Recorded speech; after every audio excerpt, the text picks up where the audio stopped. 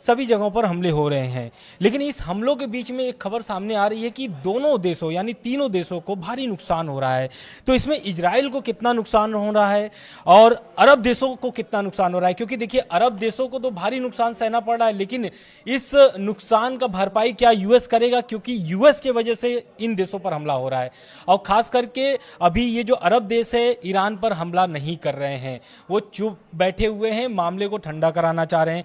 तीसरी खबर यह है कि अरब देश क्या ईरान पर हमला करेंगे, ये भी एक क्वेश्चन बनता है, क्योंकि भारी नुकसान उनको सहना पड़ा है। अभी आपको भी पता चला होगा कि दुबई में किस तरीके से युद्ध सायरन बजता है और सभी लोगों को सुरक्षित जगह भेजा जाता है, एयरलाइंस बंद कर दिया गया है। तीसरी और चौथी खबर जो ये है कि पुतिन ने जो है कि सीज फायर को लेकर के ईरान को मनाना चाहते हैं या नहीं मनाना चाहते हैं, क्या चाहते हैं पुतिन, इसके बारे में भी बात करेंगे। पांचवी खबर यह है कि इस जंग के बीच में F-15E fighter jet, 3 fighter jet गिराए गए हैं। अब ये ईरान की तरफ से गिराए गए हैं, किसके तरफ से गिराए गए हैं, इस सभी पॉइंटर पर आज बात करेंगे। हमारे साथ जुड़े हैं मैंग मिश्रा जी। मैंग जी, ये बताइए कि पहली खबर तो यही है कि इजराइल को भारी नुकसान सहना पड़ा है। देखिए, बिल्कुल ठीक कहा आपने। इजराइल को पिछले हम अगर 24 घंटे की बात करें, 24 घंटे में बताया जा रहा है कि ईरान की तरफ से 1000 से ज़्यादा मिसाइल्स फायर हो चुकी है इजराइल के ऊपर। बात नंबर 1, आयरन डोम सिस्टम हो, डेविड स्लिंग हो, एरो हो, थार्ड हो, पैट्रियट हो, 5 डिफेंस सिस्टम, 5 लेयर के डिफेंस सिस्टम लगे हैं इजराइल में, लेकिन ये बुरी तरह से फेल हो रहे हैं। इसकी 2 बड़ी वजह हैं। पहली वजह ये है कि जिस तरह से ईरान हमले कर रहा है उसमें एक स्ट्रैटेजी जो है उसके बारे में मैंने पहले भी आपसे चर्चा की है कि कई सारे ड्रोन्स फायर होते हैं और साथ में उसके पीछे मिसाइल लगा दी जाती है, और जो डिफेंस सिस्टम है वो उन ड्रोन्स को इंगेज करने में बिजी हो जाता है और मिसाइल गिर जा रही है। तो ये एक वजह है। दूसरी, इजराइल की मिसाइल्स, डिफेंस मिसाइल्स बुरी तरह से उसकी कमी हो रही है, क्योंकि ईरान की एक हाइपरसोनिक मिसाइल को इंगेज करने में करीब 20 से 25 डिफेंस मिसाइल्स फायर करनी पड़ रही है। जो आप तेल अवीव से या जो हाइफा से तस्वीरें आ रही हैं, आप देखते हैं आसमान में जो एक के पीछे एक आपको रोशनी दिखाई देती है, डिफेंस वो आयरन डोम की डिफेंस मिसाइल से जो फायर की जाती है, डिफेंस बैटरीज कहते हैं उन्हें। ये एक ईरान की मिसाइल को इंगेज करने के लिए उनको 20 से 25 मिसाइल फायर करनी पड़ रही है, और जिसकी हो गई है बेहद कमी। इसी का नतीजा है 400 मिसाइल्स गिर चुकी हैं अब तक, जो सोर्सेज बता रहे हैं इजराइल में। तेल अवीव में कई बिल्डिंग्स बताया जा रहा है कि 250 से 300 बिल्डिंग्स जो हैं वो पूरी तरह से तबाह हो गई। बिल्कुल। तो पहले आपका सवाल का जवाब कि इजराइल में भयंकर तबाही है, और इसमें 2 राय नहीं है कि जितने लोग हैं वहां पे सब बंकर्स में हैं, यहां तक कि नेतन्याहू भी जो है वो खुद भी बंकर में है। बिल्कुल। और ये अरब देशों का अभी क्या प्रतिक्रिया, क्या अरब देश हमला करेंगे ईरान पर? हाँ, ये एक बड़ा सवाल है और अच्छा सवाल पूछा आपने कि ये अरब देश हमला करेंगे कि नहीं करेंगे। आप देखिए, खुद सोचिए, आपके भी मन में सवाल आता होगा कि यूएई पे मिसाइल्स गिर रही हैं, दुबई पे हमला हुआ, अबू धाबी पे हमला हुआ, रियाद पर हमला हुआ, जॉर्डन पे हमले हुए, बहरीन में हमले हुए, कुवैत में हमले हुए, इराक पे हमले हुए। मतलब आप गिनते जाइए, 8-9 देशों पे अकेला लड़ रहा है ईरान, सब पे हमले कर रहा है। लेकिन ये अरब देश जो हैं ये हिम्मत नहीं जुटा पा रहे हैं हमला करने की। उसकी बड़ी वजह यह है कि इन हर देश को यह लग रहा है कि अगर हमने हमला किया, उसके बाद अगर जिस तरह से इजराइल में मिसाइल गिर रही हैं, अगर ये मिसाइल्स हम अभी तो ये हो रहा है कि भाई कुछ लोकेशंस पे अटैक है, आप देखिए कि फुल फ्लेजेड वॉर नहीं है। ऐसा नहीं है कि ईरान ने यूएई या सऊदी के खिलाफ एक ऑल आउट वॉर छेड़ दिया है जिस तरह से इजराइल के खिलाफ है। अगर ये ऑल आउट वॉर ईरान ने छेड़ दिया, जो हमले इजराइल पे हो रहे हैं वैसे ही यहां शुरू हो गए, तो फिर क्या होगा? आप देखिए, जितने ये कंट्रीज हैं, अरब कंट्रीज, सब जगह थार्ड सिस्टम लगा हुआ है अमेरिका का, और या फिर पेट्रियट लगा है। कुछ जगह पेट्रियट है, कुछ जगह थार्ड है। क्या ये मिसाइल्स रोक पाए? आखिर गिरने की तस्वीरें आ ही रही हैं, ड्रोन गिर रहे हैं। दुबई में होटल पे अटैक हुआ, अबू धाबी में मिसाइल गिरी, इसी तरह से आप देखिए सऊदी में ऑयल रिफाइनरी को उड़ा दिया गया। तो ये तमाम तस्वीरें ये बता रही है कि डिफेंस सिस्टम फेल हो रहे हैं। तो इन देशों को, आपके सेकंड क्वेश्चन का जवाब कि अरब देशों में ये डर है कि भाई हमने हमला कर दिया, ईरान ने मिसाइल्स मार दी। लेकिन ये हमले के पहले ही, अटैक के पहले ही ये सारे देश मना कर दिए थे कि आप हमारे क्षेत्र को इस्तेमाल नहीं करेंगे। इसके बावजूद वहां पर हमले हो रहे हैं, तो इसका मतलब क्या? देखिए, ये भी आपका अच्छा सवाल है बहुत। ये चीन की तरफ से जो सैटेलाइट्स काम कर रहे थे, जो तस्वीरें प्रोवाइड कर रहे थे ईरान को जंग के पहले, एक एक तस्वीर प्रोवाइड की गई। क्या सऊदी के बेसिस पर F-35 जेट्स नहीं थे? थे।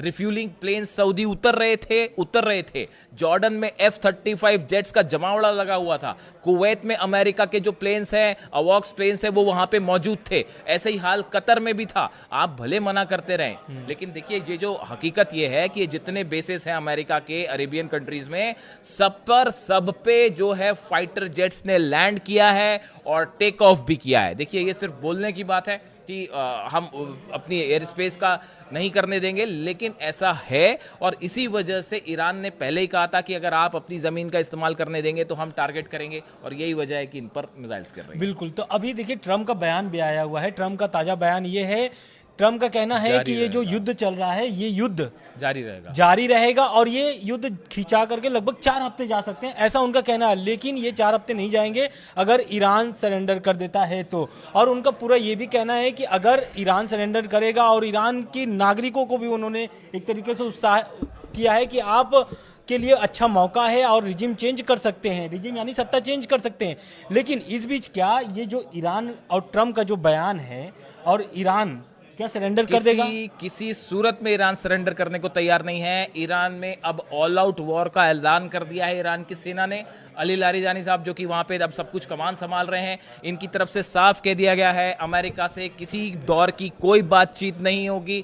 ये बात कई बार अली खामनेई साहब पहले भी कह चुके थे कि हम बात नहीं करेंगे और अमेरिका से बातचीत का कोई मतलब नहीं है। और अब तो सुप्रीम लीडर को निशाना बनाने के बाद अब सीज फायर वाली तो बात ही खत्म हो गई, समझौते की बात खत्म हो गई। हालांकि तो आप जैसा कि खामनेई साहब पहले बोले थे, लगभग 1 महीना पहले उनका स्टेटमेंट आया था, उन्होंने साफ बोला था कि अमेरिका ईरान के एक भी क्षेत्र पे हमला करता है तो रीजनल वॉर में तब्दील हो जाएगा। हालांकि खामनेई साहब अब नहीं रहे, लेकिन रीजनल वॉर हो रहा है। वही बात सही साबित हुई, वही सब शब्द सही साबित हुए कि रीजनल वॉर हो जाएगा। आज 8 देश चल रहे हैं और 11 देशों की अकेले जंग हो रही है ईरान के साथ। बिल्कुल। देखिए अब बात करते हैं ईरान के जो खास दोस्त हैं, रूस या फिर चीन की। तो पुतिन की इसमें क्या भूमिका रहेगी? क्या ये हमला रुकवा सकते हैं? देखिए करा सकते हैं? ये भी अच्छा सवाल आपका। पुतिन की बात हुई है सऊदी की लीडरशिप से, बहरीन की लीडरशिप से, कतर में भी बात हुई है और बताया जा रहा है कि कई अरब देशों के प्रमुखों ने जो है वो पुतिन से बात की है और ये कहा जा रहा है कि भाई किसी तरह से ईरान को रोकिए।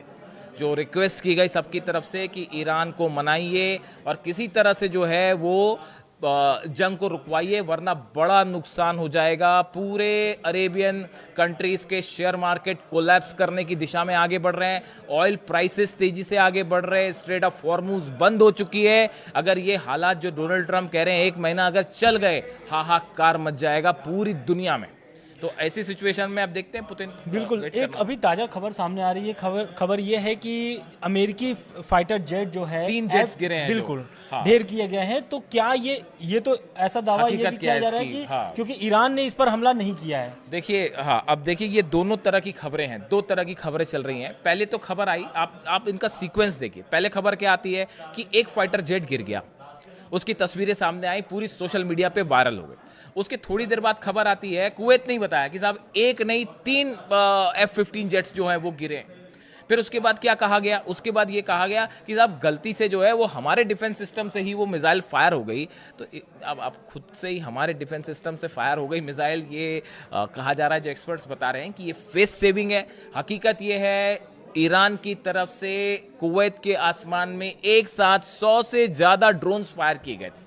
ये फाइटर जेट्स उन्हें इंगेज करने में लगे हुए थे, ऐसा ईरान का कहना है। ईरान का ये जो सोर्सेज बता रहे हैं वो, देखिए हकीकत इस तरह की जो है वो कुछ समय बाद आती है अक्सर, कि कैसे प्लेन गिरे, कुछ समय टाइम लगेगा। लेकिन जो दूसरे सोर्सेज कह रहे हैं वो ये कह रहे हैं कि साहब 100 से ज्यादा ड्रोन फायर हुए थे, उनको इंगेज करने में ये प्लेन्स लगे हुए थे।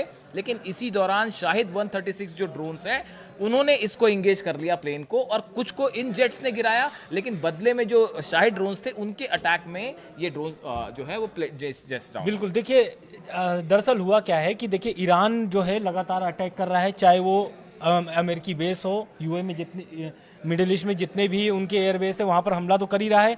दूसरा, यूएसएस अब्राहम लिंकन पर भी मिसाइल दागे गए थे, हालांकि अमेरिका इसकी पुष्टि करते है कि उसको गिरा दिया गया है। लेकिन तीसरी खबर सबसे महत्वपूर्ण ये होता है क्योंकि हिजबुल्लाह एक्टिव हो चुका है, तो क्या हूती और हमास भी एक्टिव होंगे? सबसे महत्वपूर्ण बात यह है क्योंकि हिजबुल्लाह पहले हमला किया है।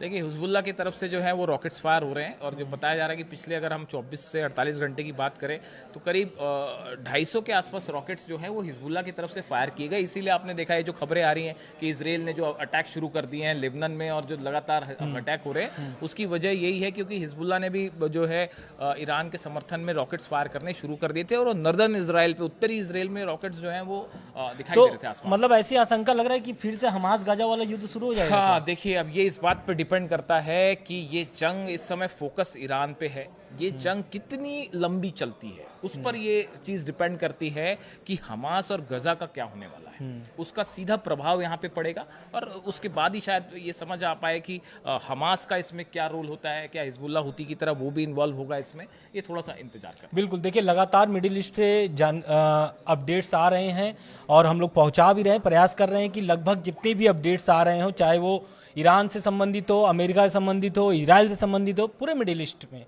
तो लगातार पहुंचाते रहेंगे। धन्यवाद। Thank you.